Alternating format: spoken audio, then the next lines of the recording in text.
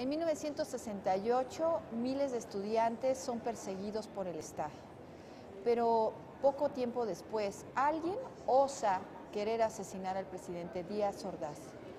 Toda la fuerza del Estado trata de desaparecer.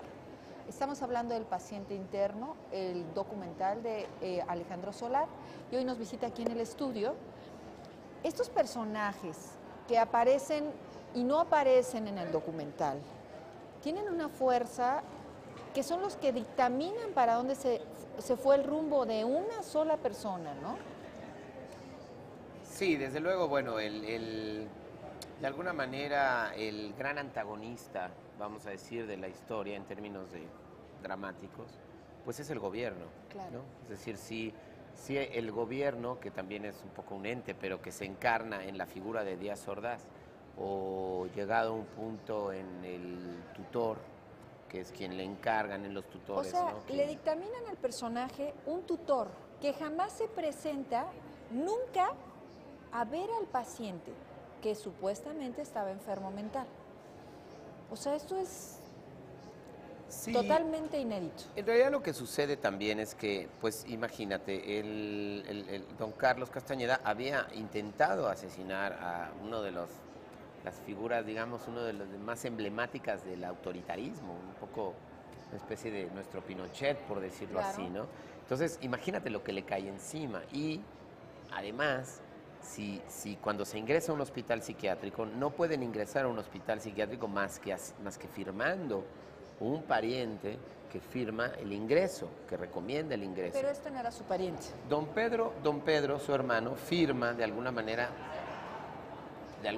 podemos pensar que con tal Para de salvarle seguirlo la vida, vivo, quizás, ¿no? pues para seguirlo viendo vivo y cuando menos saber dónde está.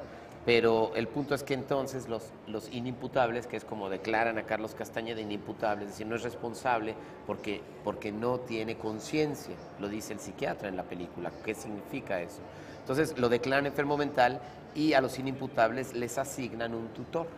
Un tutor es la figura que se encarga en realidad de velar por todo. Casi siempre está relacionado con los bienes materiales. Si yo me declaran imputable, pero tengo bienes materiales, el tutor es el que se encarga. Pero este por no era ejemplo, su de eso. pariente. En este caso, no, los tutores no pueden ser parientes de la Ok. persona, tienen que ser puestos por el Estado. Imagínate quién podría ser el tutor de Carlos Castañeda, sino alguien muy vinculado con esa esfera del Alejandro poder. Solar, cuando usted visita el hospital psiquiátrico y descubre que se le hizo una celda especial a este personaje, ¿cómo le cambia la visión sobre el intento, o sea, sobre este paciente interno? Bueno, un poco esta idea de este pabellón, ¿no? que fue construido ex profeso, yo ya conocía o sea, yo ya sabía que existía, incluso cuando yo leí las notas de Gustavo tenía fotografías incluidas en las crónicas. Desde luego conocerlo fue un impacto muy fuerte, ¿no? Es realmente un lugar muy impactante, sobre todo es como una especie de monumento ignominioso, pues, ¿no? Que el hecho el mismo psiquiatra dice eso no está en el esquema terapéutico, es decir, la garantía de que debe estar bien Era vigilado. como un perrito. Pero eso es lo interesante también, de alguna manera el castigo del Estado, cómo se ensañó de alguna manera con Carlos Castañeda. Porque la gran pregunta, o una de las preguntas que da lugar el documental es ¿por qué no lo desaparecieron a la usanza de la guerra sucia? Claro. ¿O por qué no lo mataron de alguna manera o algo? Que era un poco como Pero podía era más bien estilarse. como extender el castigo, ¿no? Es un castigo absolutamente inhumano. Pero también era y ejemplo a otros que intentaran hacerlo. ¿Quién sabe? Porque era tan confidencial que ni siquiera yo lo llegué a pensar. Dije, bueno, igual a lo mejor es un ejemplo de desafíame y ve cómo te Te voy va. a tener así. Pero no había manera de que eso sucediera porque fue absolutamente confidencial. Y luego fue olvidado, y luego fue archivado, y luego fue nada, no existe el expediente legal. Nunca existió. En México el documental se está volviendo la fuerza o la voz de aquellos que no pueden hablar. ¿Se considera así o considera así que el paciente interno es eso? Bueno, desde luego la fuerza del documental en nuestros días tiene que ver con una realidad cada vez más Pues más innegable. difícil, ¿no? Más difícil en verdad, ¿no? O sea, son muchas cosas las que están operando en nuestra realidad y hay demasiado que observar.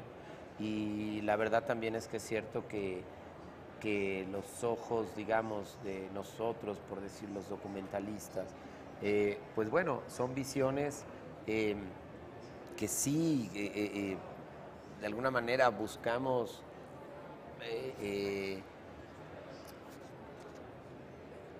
incursionar, ¿no? O de alguna manera puede ser una cosa es que la palabra se me fue, pero es... Es como rescatar un poco, siento la película como es la voz de aquellos que han sufrido la fuerza del Estado, pero también es el reflejo de qué pasa, no es ficción, es la realidad de México.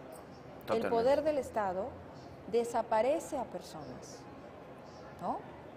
Quizás eso es... Totalmente, desde luego, bueno, es un hecho que don Carlos desafió a probablemente eso, ¿no?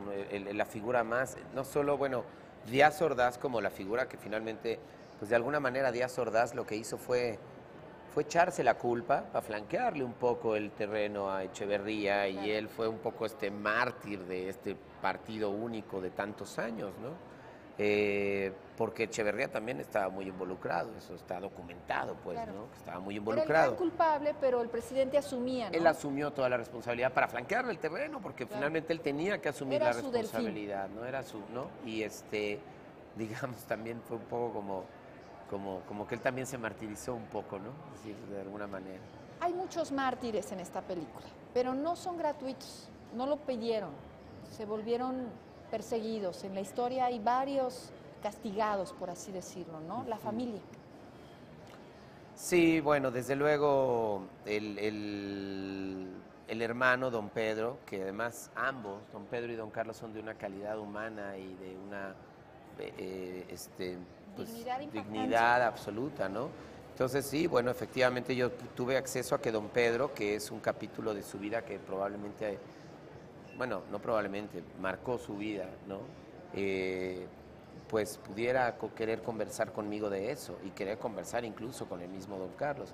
Probablemente ellos dos no habían hablado jamás, como hablaron en el momento en el que yo los entrevisté a ambos, ¿no? De ese tema.